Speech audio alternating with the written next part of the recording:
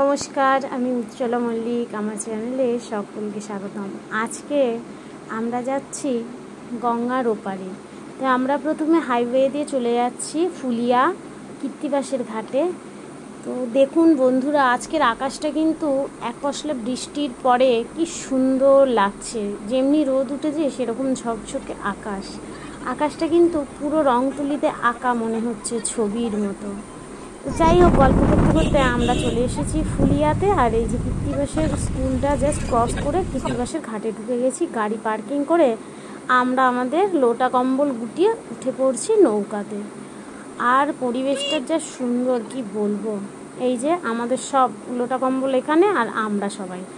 যাই হোক কাকু নৌকা ছেড়ে দিল। তো এইবার আমরা নৌকায় করে চলে যাব গঙ্গার ওপারে।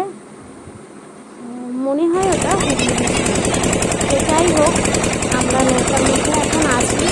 জাস্ট একবার দেখুন ভিউটা কি অসাধারণ না। জলের উপরে রোদের আলোটা পড়েছে আর কি ঝলমল করছে। মনে হয় যেন সোনালি আভাতে মেঘটা সেজে উঠেছে। আকাশটা একদম শরৎকালের মতো মেঘে ঢাকা তেজা ফুলোর মতো মেঘগুলো। খুবই সুন্দর লাগছে পরিবেশটা। আর সূর্যটাকে তো আরও খুব সুন্দর অসাধারণ লাগছে।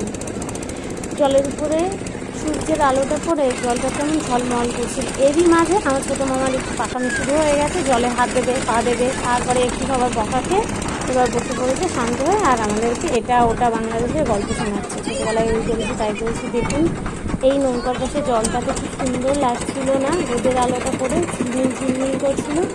যাই হোক আমরা ঘাটে পৌঁছে গিয়েছি। এইবার আমাদের নৌকা থেকে নামার পালা। নৌকাটা ঘাটে ভিড়তে পারেনি। আমার ছোটো মামা লাফ দিয়ে নেমে পড়লেন।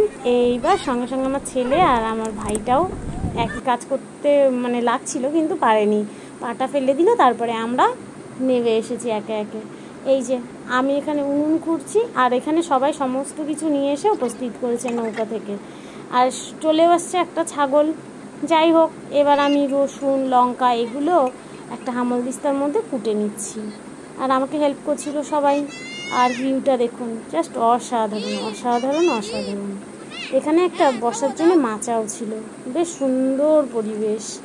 এরই মাঝে আমাদের কিন্তু চা মুড়ি মাখা আর বনু আর আমার ছেলে খাচ্ছিল ঝুরি ভাজা। আর আমি মাছ ভাজার জন্যে এখানে একটা মাছের জন্য ব্যাটার তৈরি করছিলাম। ওই চালের গুঁড়ো বেসন তারপরে কর্নফ্লাওয়ার লবণ হলুদ কালো জিরে তারপরে ওই লঙ্কা আর রসুনের থেতো করা ওটা দিয়ে। যাই হোক বাচ্চা কাচ্চারা সবাই খুব মজা করছিল খেলছিল। কলার পাতা নিয়ে এসেছিলাম আমরা, যার মধ্যে খাবারগুলো নিয়ে খাবো। বাইরে এসছি তো যতটা ভারী কম বাসন বাসন বলতে শুধু কড়াই আর খুন্তিটাই ছিল, আর কিছুই কিন্তু ছিল না। এখান থেকে ইটগুলো জোগাড় করা আর কাঠগুলো আমরা বাড়ি থেকে নিয়ে এসেছিলাম।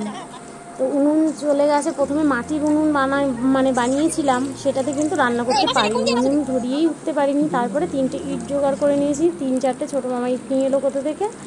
এরপরে আমাদের উনুনটাও জ্বলে গেছে আর লোটে মাছের পকোড়া এখানে ভাজা শুরু হয়ে গেছে। এই সুন্দর মনোরম পরিবেশে এরকম মাছ ভাজা করে খাওয়া এর মজা একটা আলাদা। তো বন্ধুরা আমার ভিডিওটা যদি ভালো লেগে থাকে আমার চ্যানেলটা কি লাইক কমেন্ট আর সাবস্ক্রাইব করতে হবে। আর কমেন্ট করে জানাতে হবে কোথা থেকে ভিডিও দেখছেন আর আমাদের ভিডিওটা আপনার কেমন লেগেছে। আপনাদের একটা কমেন্ট আমার কাছে অনেক উৎসাহর কারণ হতে পারে। তো বন্ধুরা ফিরে আসবো অন্য কোনো একটা এরই নেক্সট পার্ট নিয়ে। আর আমরা ততক্ষণ লোটে মাছের পকোড়া উপভোগ করি। আপনারা দেখতে থাকুন, সঙ্গে থাকুন। লোটে মাছের পকোড়ার সঙ্গে ছিল কাসুন্দি পেঁয়াজ ছিল। আর নেক্সট ভিডিওতে আসতে চলেছে বাংলা মাছের ফ্রাই। টাটা, সকলে ভালো থাকবেন।